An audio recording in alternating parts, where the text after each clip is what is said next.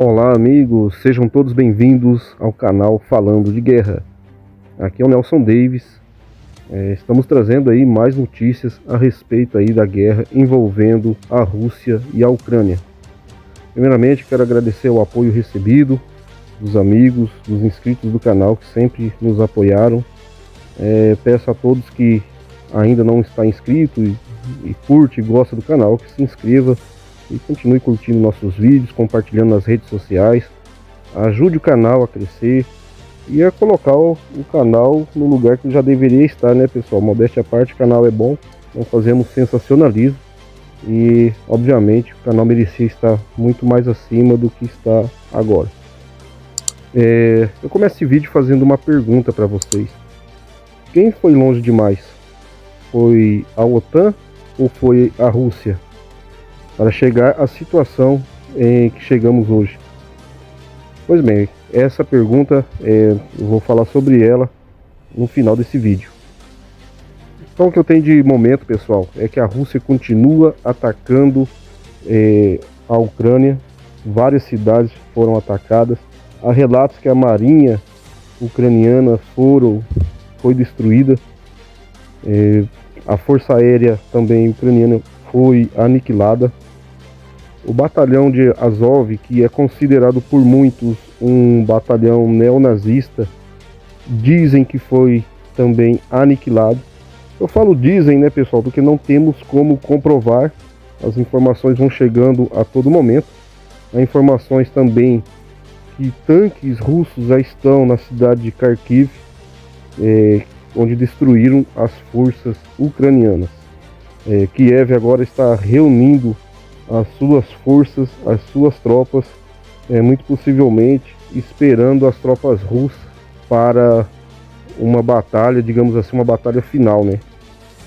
Então, assim, a guerra mal começou e pode também estar acabando uma guerra formal entre dois exércitos, né? Fica aí o exemplo do que aconteceu no Iraque, onde os Estados Unidos invadiram em 2003 e derrubou o exército de Saddam Hussein com uma certa facilidade, mas o que veio depois, vimos uma longa e terrível guerra de guerrilha, onde os insurgentes deram muito mais trabalho para os norte-americanos e seus aliados do que o próprio exército de Saddam Hussein.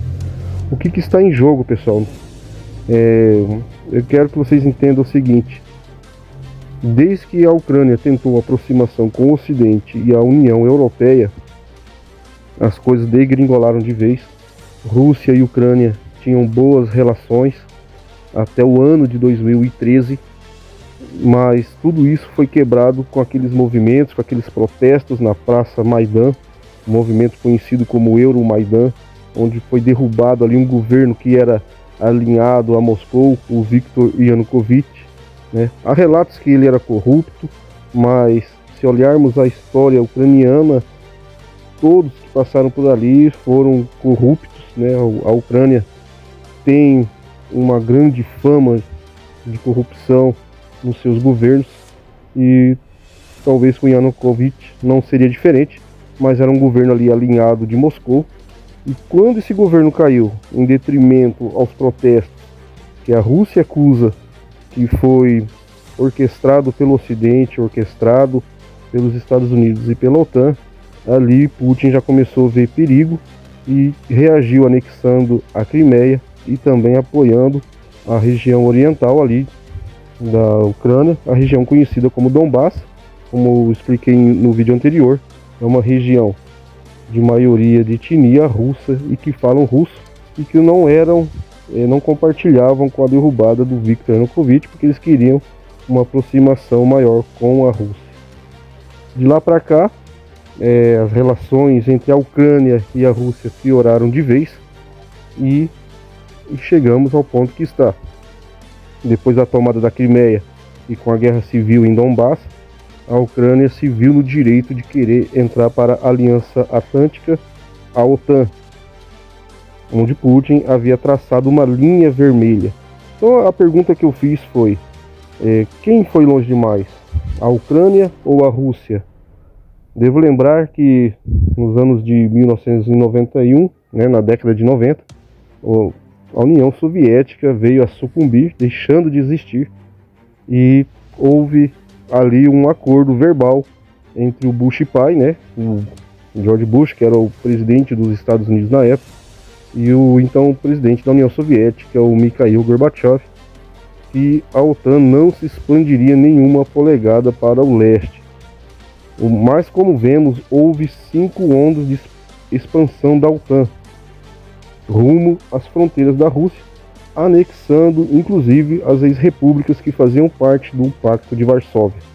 Naquele momento, pessoal, eu pergunto, haveria necessidade da OTAN existir? Sendo que a principal ameaça para a OTAN era a União Soviética e o Pacto de Varsóvia, e ambos os dois deixaram de existir. Mas a OTAN continuou vendo a Rússia como uma grande ameaça, inclusive foi anexando ali as ex-repúblicas a essa aliança, até chegar nos moldes que está hoje. 30 países são membros da Aliança Atlântica. Então não é que eu estou defendendo a Rússia, pessoal, mas Putin viu essa expansão como exacerbada, exagerada, e o limite foi a Ucrânia. Para ele, é inadmissível a OTAN fazer parte, aliás, a Ucrânia fazer parte da OTAN, porque a Ucrânia divide território ali, né, faz fronteira com o território russo, está às portas de Moscou, digamos assim, e obviamente os laços culturais, né, de irmandade entre os povos russos e ucranianos, a Rússia não queria perder isso. E obviamente a OTAN vendo a Rússia como inimiga, a Rússia se sentiria no direito de se proteger dessa ameaça, e vendo também a OTAN como inimiga. Então, chegamos ao ponto em que o limite foi dado, Putin pediu garantias para a OTAN, fez uma série de exigências, mas ao meu ver, isso é uma opinião pessoal minha, se a OTAN tivesse pelo menos falado a Ucrânia não vai fazer parte da OTAN, essa guerra não estaria acontecendo agora. Isso eu tenho uma absoluta certeza.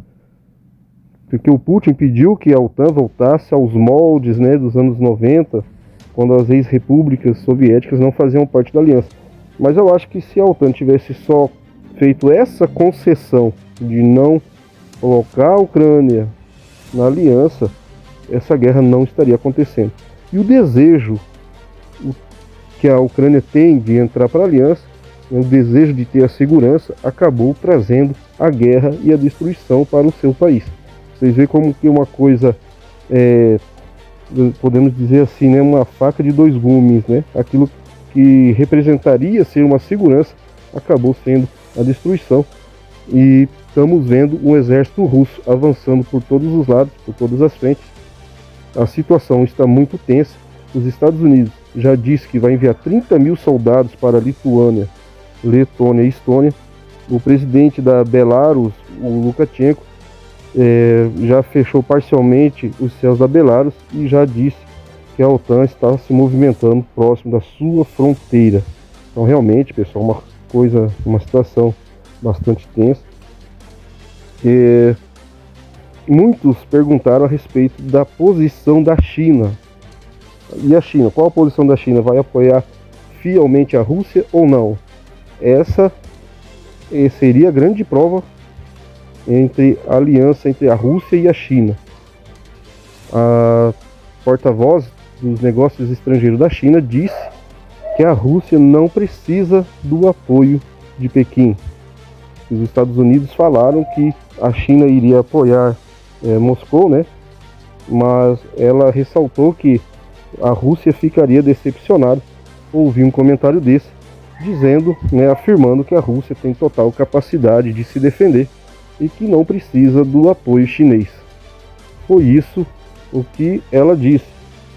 Então, assim, se limitou a apenas dizer que a Rússia não precisa do apoio chinês. Em outras palavras, o exército russo é poderoso e sabe se virar, não precisa que a China o apoie ou desaprove. E foi basicamente isso. Então, como eu disse para vocês, notícias de última hora, tanques russos já são vistos na cidade de Kharkiv, onde destruíram ali as forças ucranianas. Kiev já está reunindo suas tropas para defender a capital. Várias sistemas de defesa antiaéreas da Ucrânia foram destruídos. Há relatos, pessoal, de pilotos da Força Aérea Ucraniana fugindo para a Polônia, abandonando a guerra. Inclusive foram escoltados por caças F-16. Outra situação importante são os brasileiros que moram na Ucrânia. A Embaixada do Brasil disse que vai evacuar, vai tirar esses brasileiros de lá. Então é isso, pessoal. Qualquer novidade eu volto para informar. Comente aí o que você acha dessa guerra. Comente, pessoal, e compartilhe nossos vídeos e deixe seu like. Um forte abraço a todos e até o próximo vídeo.